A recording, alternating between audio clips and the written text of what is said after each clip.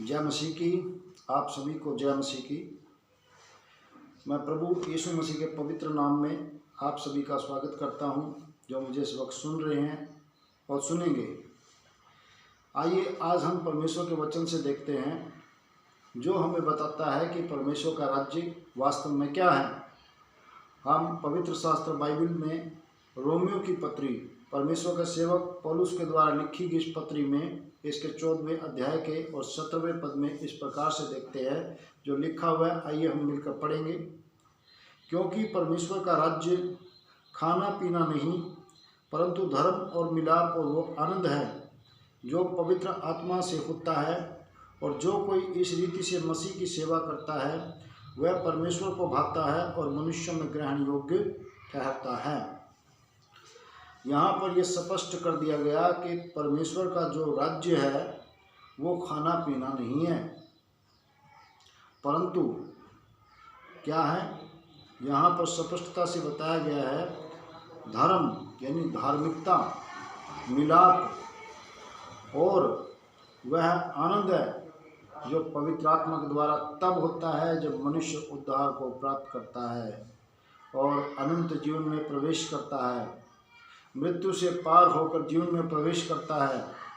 प्रभु यीशु मसीह ने बताया, जो मेरा वचन सुनकर मानता है वह न्याय से पार होकर, मृत्यु से पार होकर, न्याय का मतलब मृत्यु से पार होकर जीवन में प्रवेश कर चुका है। जब हम यूहन्ना की पुस्तक को पढ़ते हैं, यूहन्ना के द्वारा लिखी गई इस पुस्तक में हम उस सुसमाचार को देखते हैं जो प्रभु यीशु मसीह ने दिया।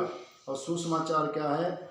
वो जीवन जो प्रभु ने हमारे लिए आदिकाल से रखा और अब अनंत काल तक चलेगा, वो जीवन।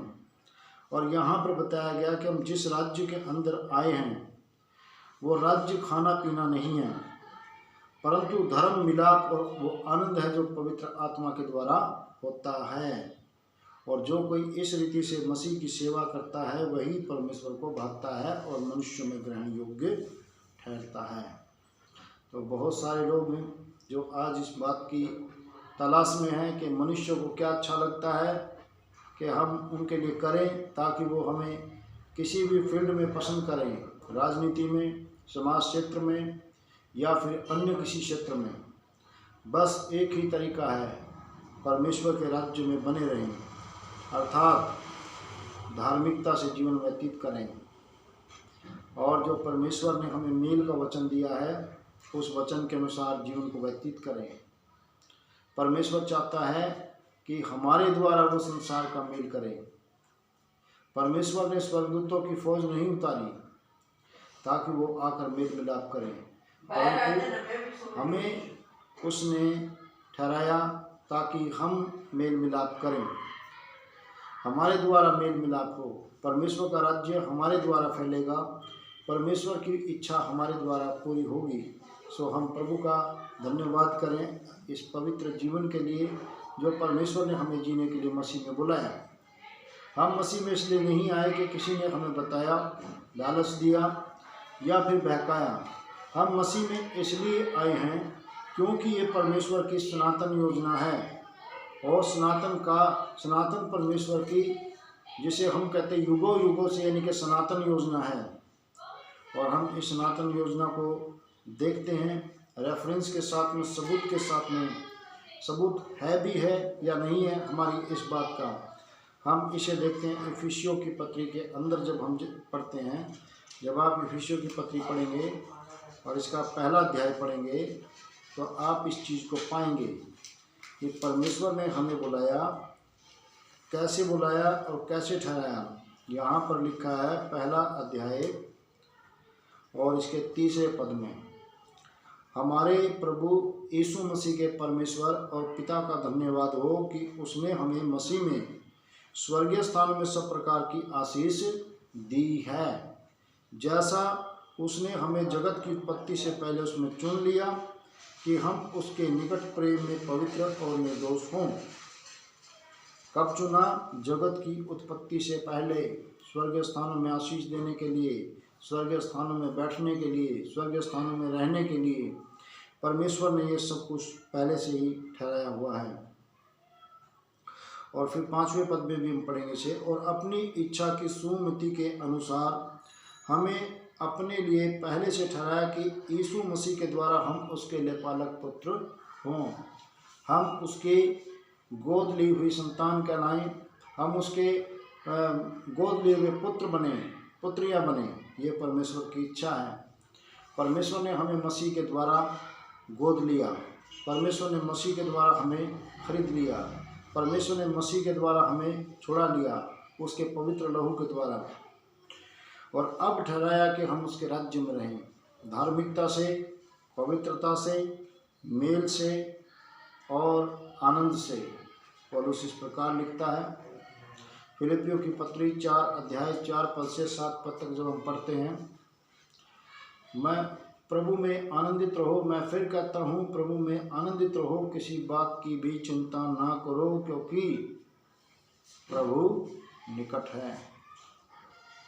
फिर आगे क्या कहता है, किसी भी बात की चिंता ना करो क्योंकि प्रभु निकट है, और तुम्हारे हर एक निवेदन धन्यवाद के साथ प्रार्थना विनती के द्वारा परमेश्वर के सम्मुख उपस्थित किए जाएं, तब समझ से परे शांति तुम्हारे हृदयों में राज्य करेगी, और जब शांति राज्य करेगी तो वो आनंद आ जाएगा जो परमेश्वर का है, जो यहाँ पर लिखा है कि जो पवित्र आत्मा के द्वारा होता है।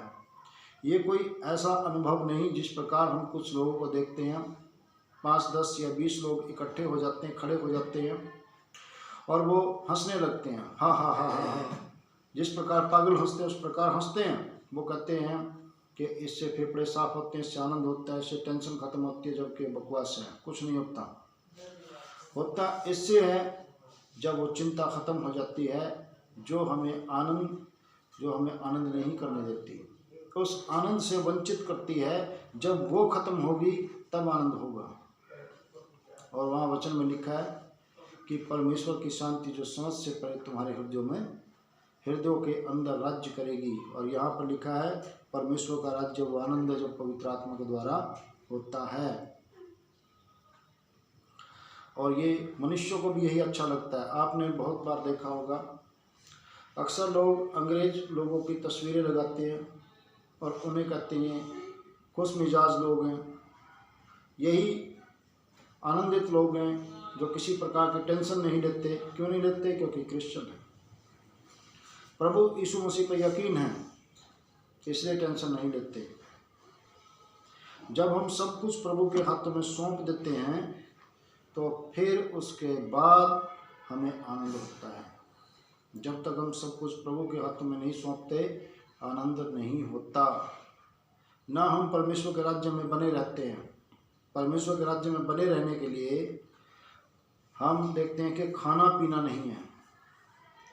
सुलेमान अपने वचन में लिखता है, जब हम सुलेमान की किताब को पढ़ते हैं, परमेश्वर के सेवक सुलेमान के द्वारा लिखित नीति वचन, जब हम 1 अध्याय से और उसके 31वें अध्याय तक पढ़ते हैं तो हम इस प्रकार पाते हैं, सब जगह पर बुद्धि का, ज्ञान का, समझ का वर्णन किया गया है और साथ में उस कर्म का वर्णन किया गया है जो हम पवित्र आत्मा की अगुवाई में करते हैं, और उस चरित्र का वर्णन किया गया है जो यहाँ पे लिखा हुआ है। वहाँ पे ये नहीं लिखा हुआ है, ऐसा नहीं लिखा कि शराब पी करके आनंद होता है। वहाँ लिखा है जो इस प्रकार का काम करता है, खाना पीने से मतलब शराब पीना, अत्यधिक मात्रा में मीट खाना या कोई भी वस्तु का अत्यधिक मात्रा में सेवन करना, वो सब चीज़ें खाने पीने में ही आती है। किसी को 5 स्टार होटल में खाना अच्छा लगता है, एक वक्त का खाना 5000 में खाते हैं, वो भी एक आनंद है। उस आनंद को लेते हैं, 5000 रुपये में एक वक्त का खाना खा के आते हैं। और फिर किसी को किसी और होटल में खाना अच्छा लगता है, ये सब क्या है? अय्यासी। और सुलेमान लिखता है, इस प्रकार के लोगों को अंत में चिथड़े पहनने पड़ेंगे। ये बाइबल बताती है, चिथड़े पहनने पड़ेंगे और वो चिथड़े पहना करेंगे। क्यों? क्योंकि सब कुछ जो उनके पास परमेश्वर का दिया हुआ है वो सब लुटा चुके होंगे। खाना पीना, इस प्रकार का खाना पीना परमेश्वर का राज्य नहीं है। परमेश्वर हर रोज़ रोटी देता है, पानी देता है, हर रोज़ का इंतजाम करता है, हर रोज़ हमें इस पृथ्वी पर सब कुछ मिलता है जो हमारी ज़रूरत का है। जब हम अपनी ज़रूरतों को बढ़ा लेते हैं तो हम खाऊ हो जाते हैं, और जब हम अपनी प्यास को इत्यादिक बढ़ा लेते हैं तो पीऊ हो जाते हैं, इनके खाओ पीऊ। तब क्या होता है, परमेश्वर के राज्य से बाहर होते हैं। उस कुड़कुड़ाहट में, उस मरमरी में, उस चिल्लाहट में, उस दुष्टता में बने रहते हैं और दुष्टता करते रहते हैं, उल्टे काम करते रहते हैं और संसार के लिए भी श्राप बनते रहते हैं और श्रापित होते हैं और संसार में भी श्राप बनकर जीवन व्यतीत करते हैं।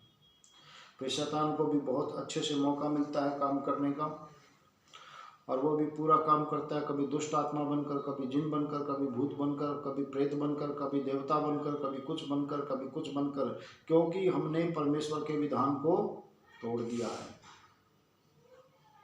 परमेश्वर के विधान को नहीं माना। परमेश्वर ने हमारी जरूरत का सब सामान जमीन पर रखा है और वो हमें देता है। जाति हो, अन्य जाति हो, परमेश्वर को मानते हो, ना मानते हो, सबके लिए, क्योंकि ये व्यर्थ की जो इच्छाएं होती हैं वही दुखों का कारण होती है। आविष्कार करना व्यर्थ की इच्छा नहीं है, पढ़ाई करना व्यर्थ की इच्छा नहीं है, काम करना व्यर्थ की इच्छा नहीं है, या फिर कंपटीशन करना व्यर्थ की इच्छा नहीं है। व्यर्थ की इच्छा ये होती है जो हम अय्यासी के लिए इंतज़ाम करते हैं, यह व्यर्थ की इच्छा होती है। कभी आपने देखा होगा जो बड़े लोग होते हैं उनकी पहचान क्या होती है, नम्रता। और बाइबल यही बताती है, बाइबल बताती है बड़े लोगों के बारे में कि जो बड़े लोग होते हैं, जब आप नीति वचन की पुस्तक पढ़ेंगे तो उसमें 30वें और 31वें अध्याय में आप इन दोनों अध्याय में एक स्त्री का वर्णन पाएंगे और रईसों का वर्णन पाएंगे, राजाओं का वर्णन पाएंगे। उसके अंदर बहुत सारी चीज़ों का वर्णन पाएंगे जिसमें शिक्षा दी गई है कि ऊंचे पद वालों के लिए मदिरा चाहना उन्हें नहीं फबता। जो अमीर लोग हैं, जो संसार के चलाने वाले हैं, जो परमेश्वर की व्यवस्था को समझने वाले हैं, अगर वे संसारिक बातों में शामिल हो जाएं तो ये उन्हें नहीं फबता। उन्हें परमेश्वर के राज्य के लिए काम करना है, इसलिए उन्हें संसारिक मदिरा यानी संसार की जो चिंताएं हैं, संसार की जो बातें हैं, संसार की जो चीज़ें हैं, अगर वो उन्हें अपनाएंगे तो ये उन्हें नहीं फबता। इसी प्रकार हम जो प्रभु के लोग हैं, हमें वो चीज़ें नहीं फबती जो संसारिक लोग अपनी अभिलाषाओं के लिए जिनका सृजन करते हैं, वो चीज़ें हमें नहीं फबती।